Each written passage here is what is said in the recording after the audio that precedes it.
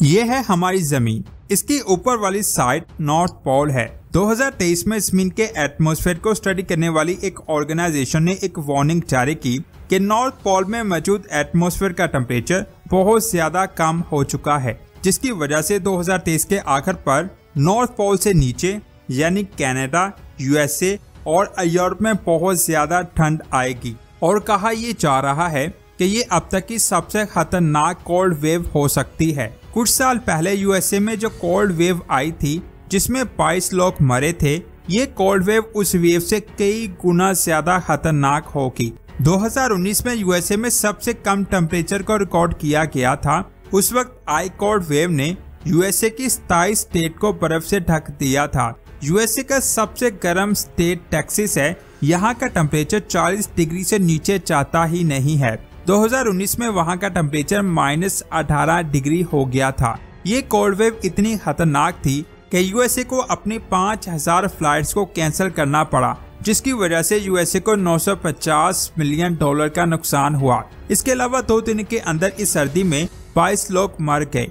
ऐसी सर्दी आमतौर पर नॉर्थ और साउथ पोल पर ही दिखाई देती है, लेकिन सोचने वाली बात यह है कि इतनी ज्यादा सर्दी नीचे यूएसए तक कैसे आ गई। असल में जमीन के पोल्स पर हर वक्त एक ठंडी हवा का तूफान 400 किलोमीटर फी घंटे की रफ्तार से घूमता रहता है, जिसे पोलर वोर्टेक्स का नाम दिया गया है। इसकी पावर को 80 साल पहले यूएसए ने बॉम्ब गिराकर मेजर किया था। 1940 में जब वर्ल्ड वार 2 शुरू हो रही थी, तब का प्रेसिडेंट फ्रैंकलिन 50,000 जंगी जहाज बनवाना चाहता था और उसके लिए उसे 10,000 ट्रेंड ऑफिसर्स की जरूरत थी।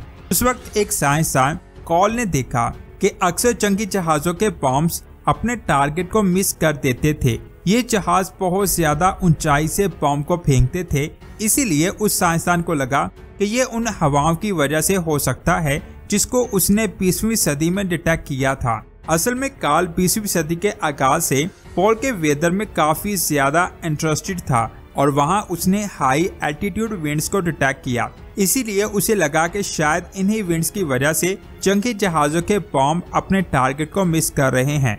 इसके बाद सही टारगेट पर बॉम्ब को फेंकने के लिए उसने एक मैथमेटिकली मॉडल बनाया। इसी मॉडल की वजह से बाद में ये पता चला कि पोलर विंड्स एक तूफान की तरह घूमकर पूरी जमीन के वेदर को अफेक्ट करते हैं, ना सिर्फ अकेले यूएसए के वेदर को। इसीलिए उन पोलर विंड्स को पोलर वोर्टेक्स कहा जाने लगा। और ये जिन विंड्स की मदद से पूरी दुनिया के मौसम को अफेक्ट करती हैं, उन्हें जेट स्ट्रीम्स का नाम दिया गया। इसे मजीद स्टडी करने के बाद साइंसदान को पता चला कि जेट स्ट्रीम्स पोलर वोर्टेक्स को न सिर्फ आगे तक लेकर जाती हैं, बल्कि वो इसे पोलर पर रोक कर भी रखती हैं। कभी कभार पोलर वोर्टेक्स इतना ज्यादा स्ट्रॉन्ग हो जाता है कि इसे जेट स्ट्रीम्स भी नहीं रोक पाती। असल में सूरज की रोशनी जमीन के इक्वेटर पर सीधी पड़ती है, जिससे वहाँ की हवा गर्म होकर ऊपर उड़ती है।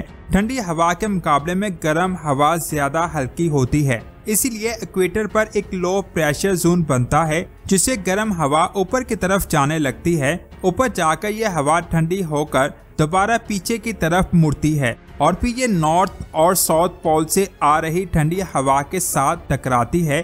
इस टक्कर की वजह से इक्वेटर से आ रही गर्म हवा सरफेस की तरफ नीचे जाती है, जिससे वहां पर एक प्रेशर बनता है।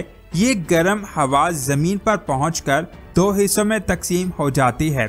पहली जो वापस इक्वेटर की तरफ जाती है, जिससे जमीन की एयर सर्कुलेशन का एक लूप भी कंप्लीट होता है, जिसे साइंसदान दी हैडली सेल कहते हैं। दूसरी हवा नॉर्थ की तरफ बहती है।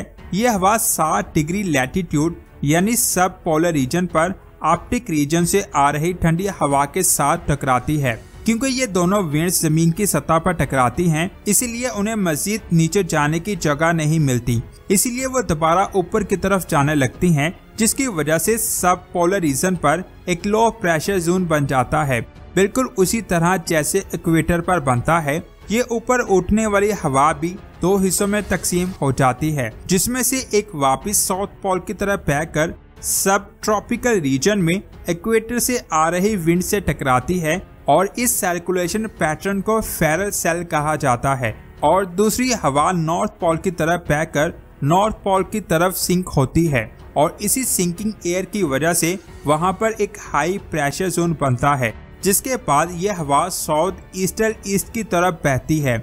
ये पोलर ईस्टर्न ईस्ट सब पोलर रीजन में सब ट्रॉपिकल रीजन से आ रही गर्म हवा के साथ टकराते हैं और वापस पोल्स की तरफ बढ़ते हैं। पोल्स के इस एयर सर्कुलेशन पैटर्न को पोलर सेल कहा जाता है। अब तक हमने ये देखा कि पूरी जमीन पर एयर सर्कुलेशन की वजह से 3 साइकिल्स बनते हैं, हार्डेली सेल, फेरल सेल और पोलर सेल। इन सेल्स की वजह से इक्वेटर और सब पोलर रीजन्स पर लो प्रेशर जोन और सब ट्रॉपिकल और पोलर रीजन पर हाई प्रेशर जोन बनते हैं और ये सब कुछ जमीन के एटमॉस्फेयर में होता है।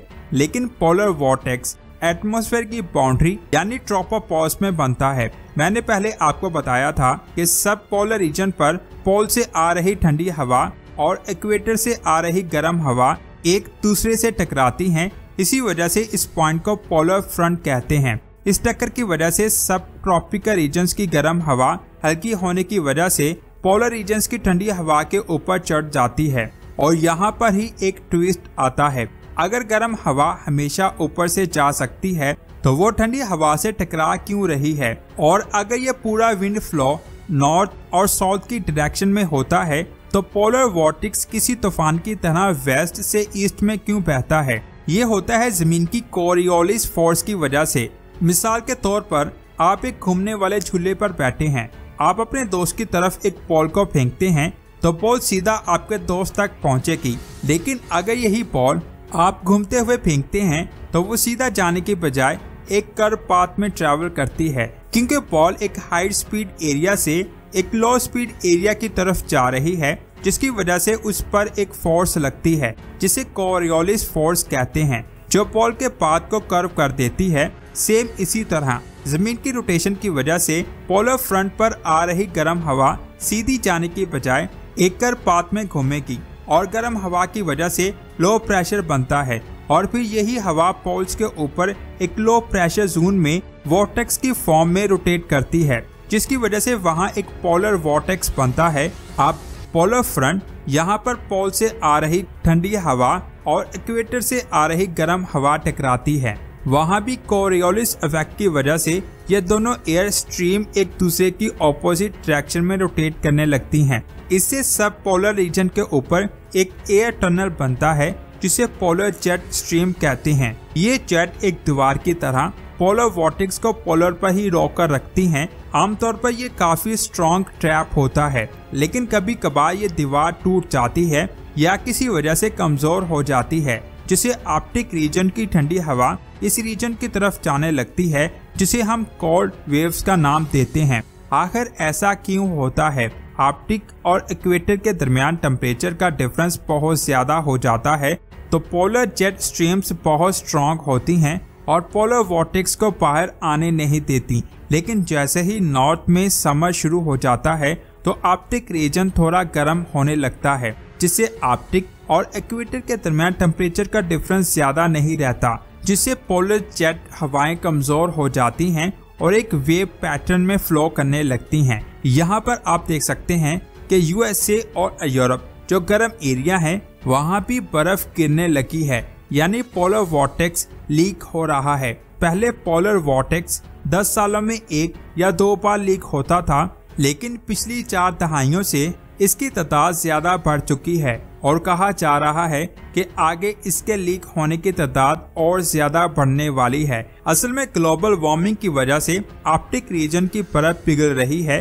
पहले यहाँ बर्फ की बजाय सूरज की रोशनी रिफ्लेक्ट होती थी, वहीं अब उसके मेल्ट होने से ऑब्जॉर्व हो रही है और आर्कटिक रीजन गर्म हो रहा है। जैसे कि मैंने पहले बताया था, अगर इक्वेटर और पोलर रीजन में टेम्परेचर डिफरेंस ज्यादा नहीं रहा तो पोलर जेट हवाएं कमजोर हो जाती हैं, जिसकी वजह से पोलर वॉर्टेक्स लीक हो रहा है और उससे आने वाली कोल्ड वेव्स की फ्रीक्वेंसी ज्यादा हो रही है, जिससे इस बार कनाडा, यूएसए और यूरोप में जो सर्दी आएगी वो कुल्फी जमा देगी और इसका असर पूरी दुनिया की सर्दियों पर भी हो सकता है। आपका इसके बारे में क्या कहना है नीचे कमेंट्स करके जरूर बताएं। ये थी आज की शानदार वीडियो, इसे लाइक और शेयर लाजमी करें। मिलते हैं एक और शानदार वीडियो में। अपना बहुत सारा ख्याल रखें। अल्लाह हाफिज।